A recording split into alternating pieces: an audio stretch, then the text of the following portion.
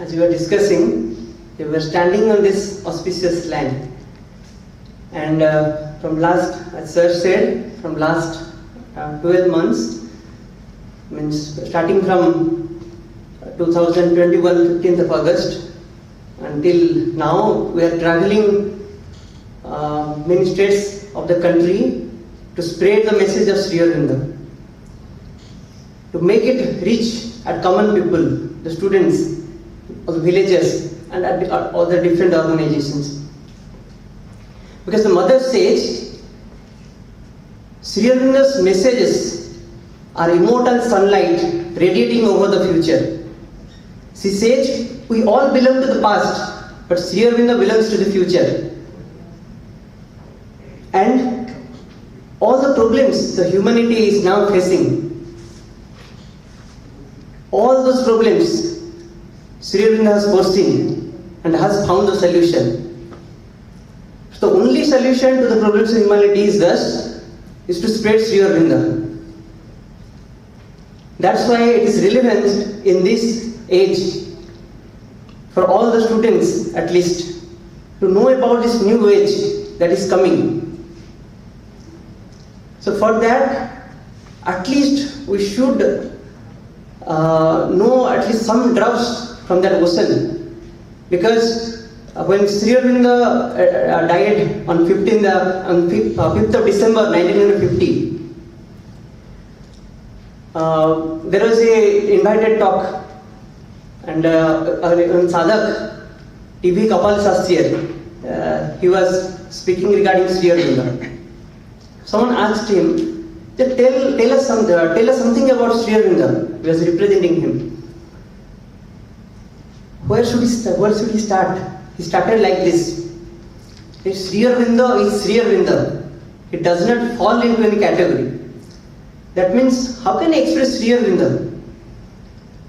Because another sadhak, Dilip Kumar Roy, when he asked Sri Aurobindo, like, can I write your biography? Sri Aurobindo is saying, like, you can write the biography of Julius Caesar, you can write the biography of Napoleon Bonaparte, and also the Alexander the Great.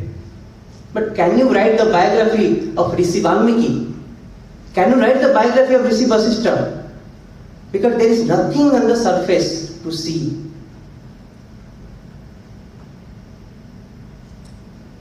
Again, our respected sadhak from Sri Aurobindo Ashram, and also bilingual writer from Odisha, we all be knowing Sri Manoj Das. He is saying, yes, there is nothing on the surface to see, because Sri Aurobindo's life is more with communion with God than communion with the common people. But whatever is there in his life that can astonish everyone. Because whatever he has done in his life, only from the outer point of view, it can astonish everyone. So we will discuss a little part from that ocean today here, and we will also just have a view what Sri Aurobindo represents in this world's history. Because the one that says what Sri Aurobindo represents in the world's history is not just a teaching, not just a revelation. It is a decisive action direct from the Supreme. What Supreme has instructed from the above, he has carried out here. So we will just discuss regarding the part of his life.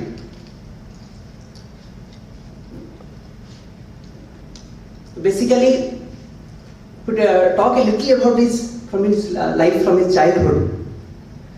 It is also an astonishing fact for a common man. At just 7 years old, he was shifted to London because his father wanted that he should not be uncivilized like Indian people at that time. It is in 1879. So he should be like the British people who can come to India and lead a comfortable life. And Sri Aurobindo, the fragrance of his life at that age only, it gets radiated all over there in London. Because In few years, he mastered over 7 foreign languages. He was his poem writing skill was excellent, and also his debating skill, writing skills, all over there. When he was popularly known for all these writings. In there also, from that young age, he had very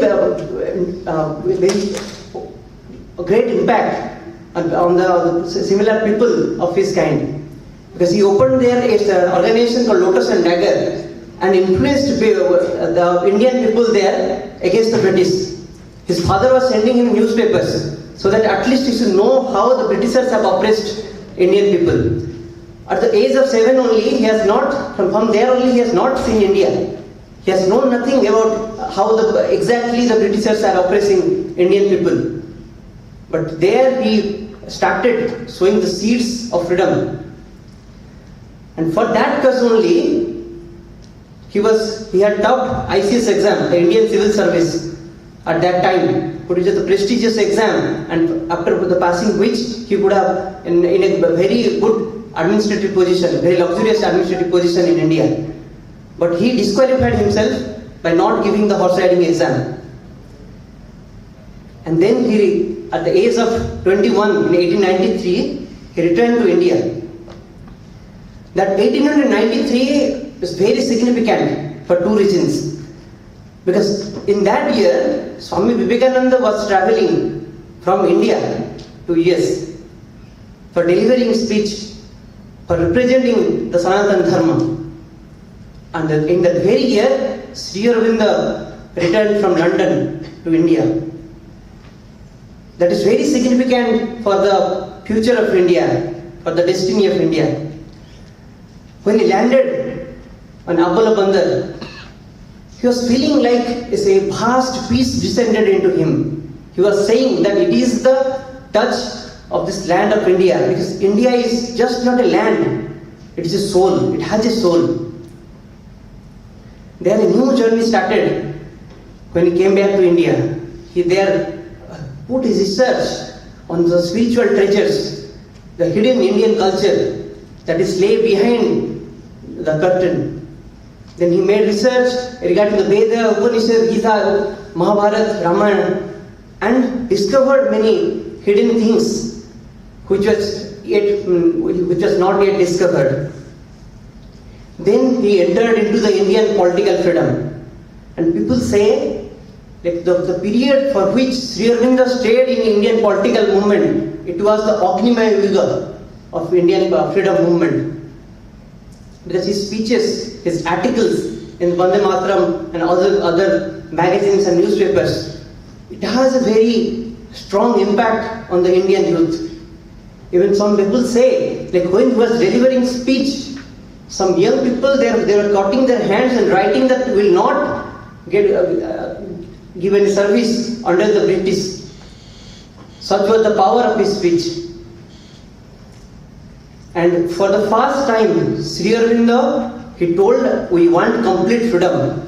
Because before him, none of the freedom fighters, none of the leaders at that time, they didn't have courage to speak up against the British in that way. But because they were saying like we want freedom, but under the British rule. It's the first time Sri Aurobindo said we want complete freedom. That was a courage that was required at that time. And after those years, Sri Aurobindo was following different yoga practices and mastered over many yogic skills. And after that, for a few years, I'm telling one thing that is quite relevant here. Here in Pondicherry, there is a guru and a disciple, and that guru, he told, I am leaving to Himalaya for some reason. So that disciple asked, so you are leaving me, who will guide me further? The guru said, don't worry, another yogi from north will come to south. He will be your guide. Then the disciple asked, how will I know? How will I know that yogi has come from north? And the guru said, that yogi from north, he will be known for his 3 sayings. And the disciple asked him, so what will be that 3 sayings? And the Guru said, you will know once he comes. And after many years, when Sri Aurobindo reached Pondicherry, so one sadhak asked him, so tell me, that disciple was asking, like, what was that 3 sayings? And Sri Aurobindo says, oh, those 3 sayings are my 3 madnesses. A letter I have written to my wife, Mrilani Devi. And that letter, which consists of 3 madnesses of Sri Aurobindo, which is quite relevant for this age also. If I ask all of you, do you have madnesses? Anyone? Anyone who has any madness?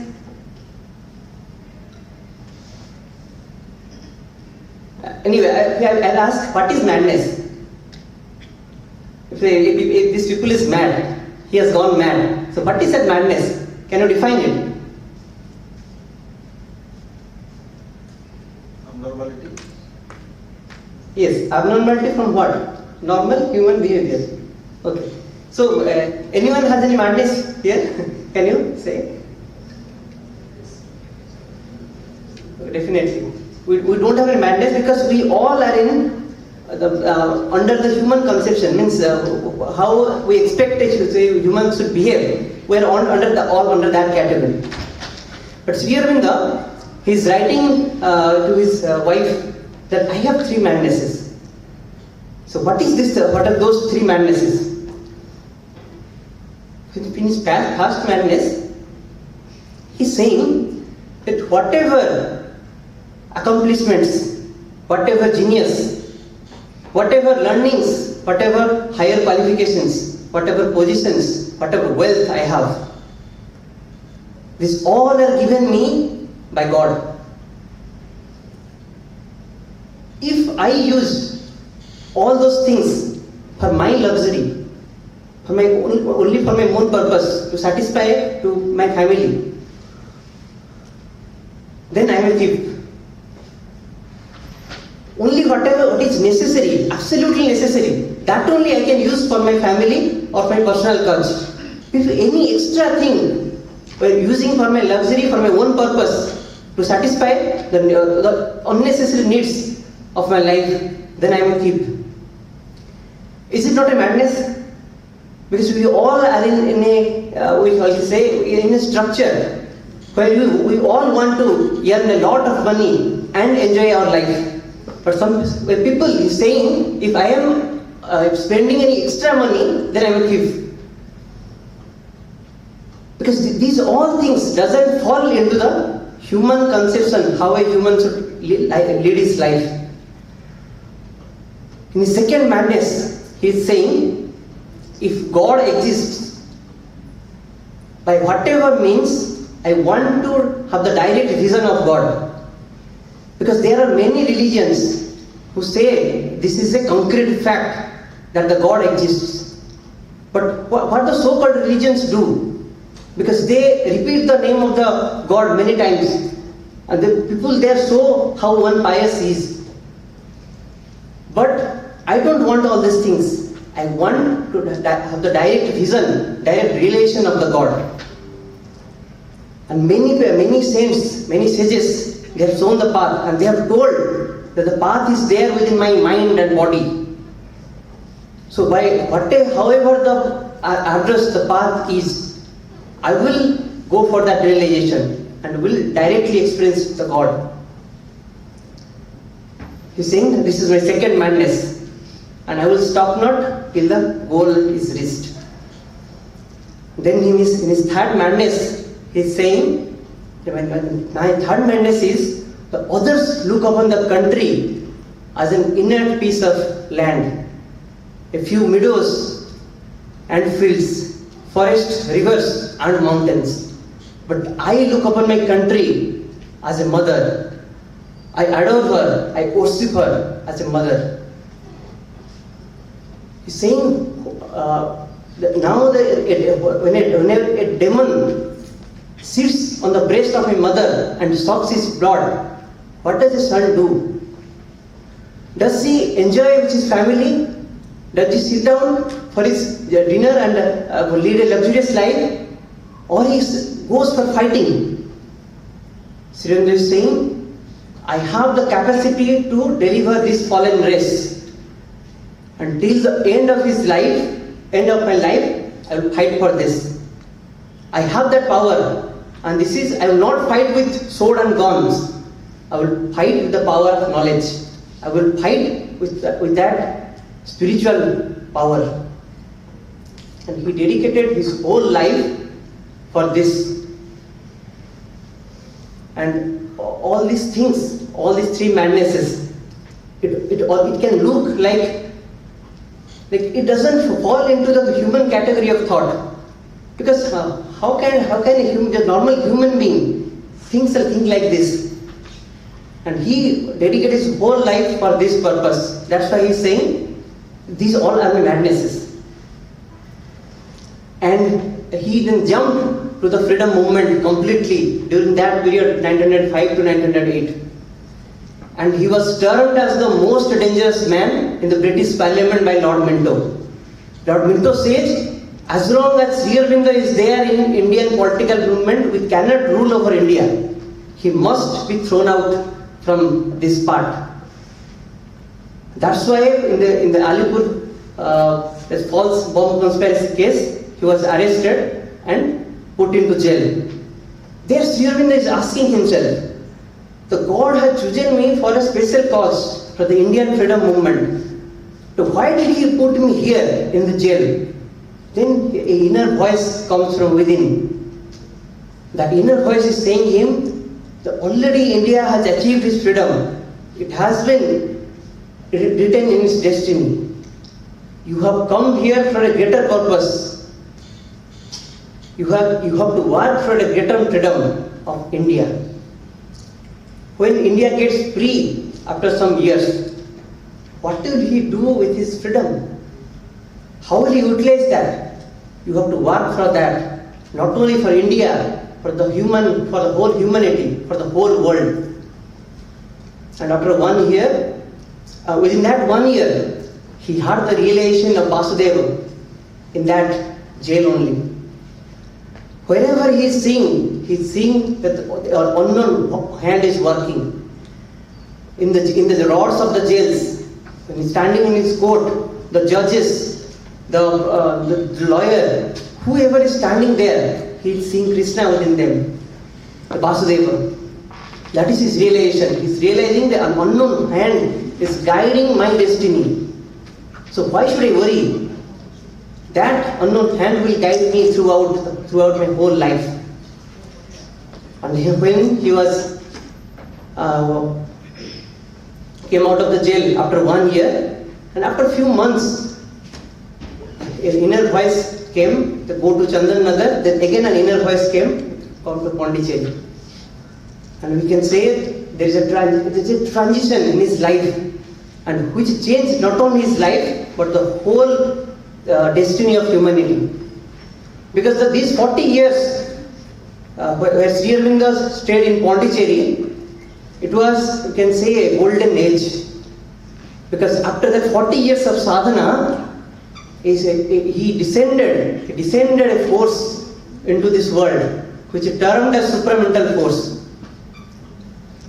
You have heard about this force, in this name, supramental force. Because of this force, Sri Aurobindo is saying that the whole destiny of human beings will change. That one sentence of Sri Aurobindo which created a revolution. He's saying the man is a transitional being. That means the 1 foot of humanity is in animality. We can see all the human beings, the humanity is undergoing through the kind of problems. You can see the human being still has the animal nature within him. Sri Aurobindo says that another foot of human beings are in divinity. That means every human being has a possibility within him to become divine. This is the thing which has never been said earlier. that human being is, we can say, is a transition phase. If he wishes, if he has a strong willpower, if he has the aspiration, he can become divine also. As Sri Aurobindo says, it is because of that supramental force for which this journey will be now possible.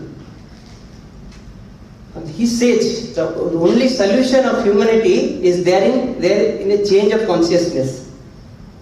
Because until the consciousness doesn't change, no permanent change can happen here. And this permanent change is terming as transformation. Sri Aurobindo was saying, the transformation happened in Sri Aurobindo's life when he was in Alipur jail.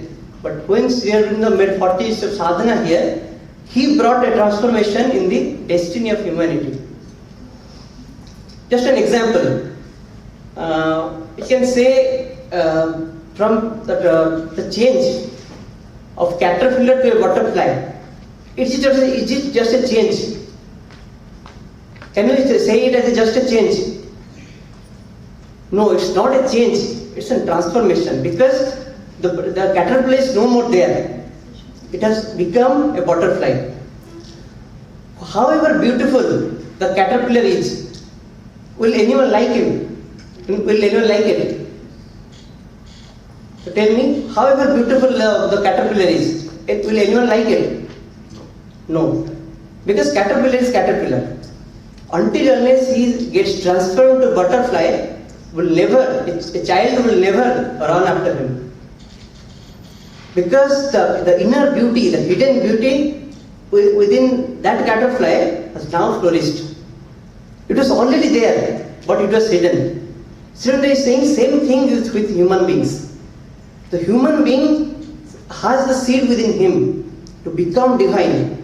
But until unless he becomes divine, however good human beings are, it will not create the change in the world. It will not bring that delight into this world. The Sri Aurobindo is saying that the only possibility for a permanent change is that transformation. The human being will be transformed into a supramental being, a divine man. And this is the only thing that created a revolution in the human mind in that era when Sri Aurobindo was present. And until now, and we can say this is the only thing that can bring the solution. And this message should reach at all the young people, not only in India but all over the world. So with this, I conclude my session, conclude my discussion, and then further we'll discuss how to bring this change within ourselves. How to make the message of Sri Aurobindo practicable in our life. So with this, I hand over the mic. Thank you.